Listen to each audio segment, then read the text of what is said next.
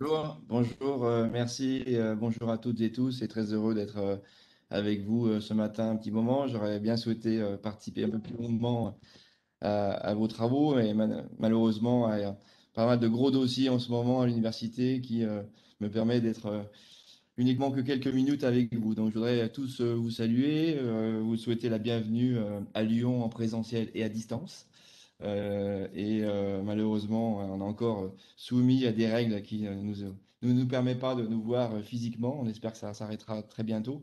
Mais je voudrais du coup remercier toutes les équipes qui ont réussi à maintenir ce CNR.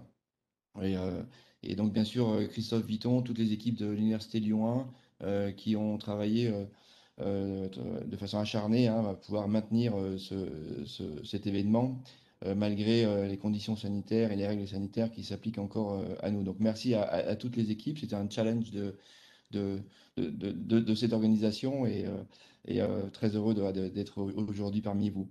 Je découvre en fait ce CNR que je connaissais pas, hein. On connaît très très bien l'IUT. Je voudrais saluer son directeur, mais je ne savais pas qu'il y avait un congrès, cette réunion autour de la recherche. J'ai vraiment été très très intéressé par cette idée de discuter de la recherche en lien avec l'activité des IUT. Et j'y reviendrai très, très brièvement. Euh, je voudrais déjà saluer et rappeler comment les IUT sont des centres d'excellence dans l'université.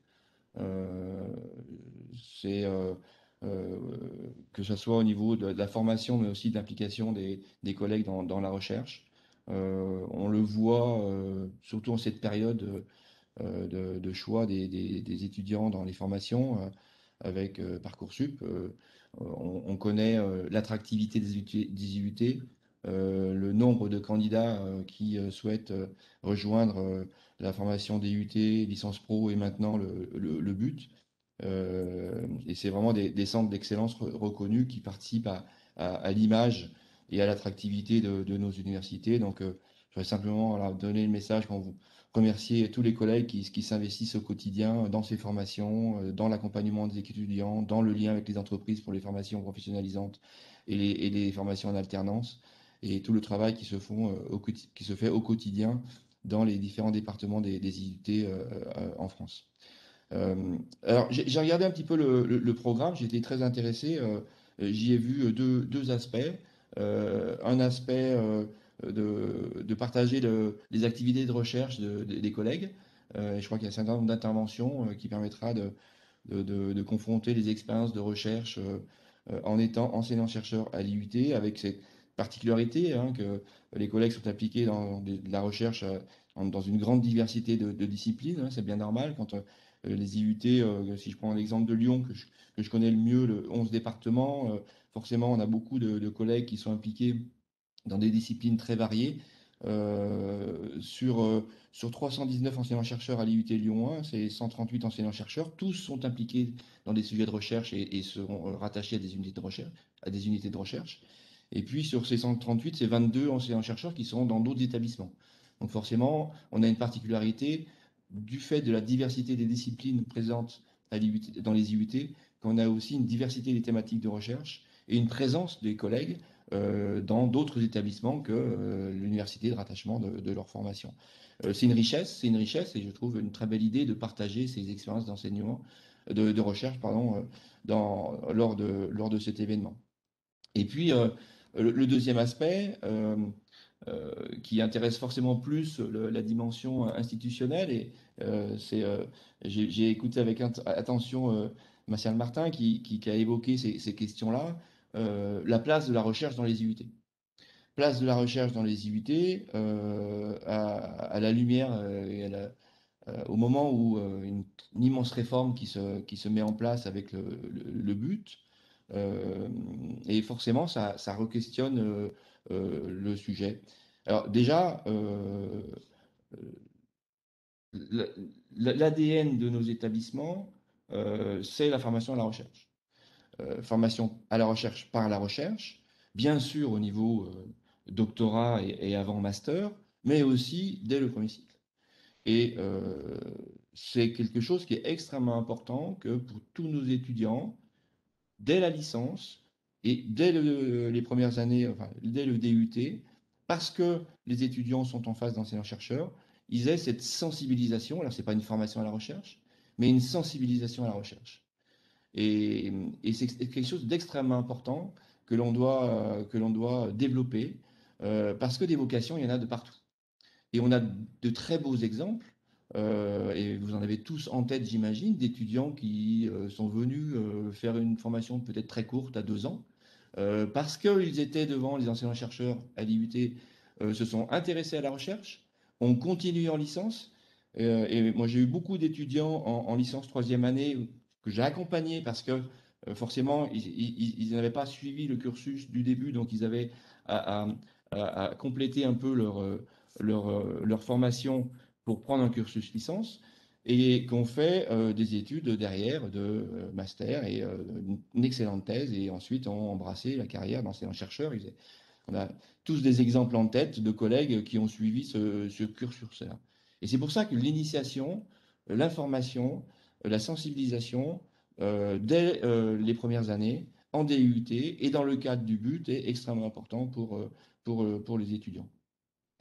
Euh, le deuxième point, c'est euh, le lien des IUT avec les laboratoires de recherche. Euh, c'est quelque chose qui questionne. On a beaucoup travaillé. Moi, j'ai été beaucoup intéressé dans le cadre d'un gros projet qu'on a mené qui malheureusement n'est pas allé jusqu'au bout dans le cadre des initiatives d'excellence et on retravaille actuellement ces sujets-là.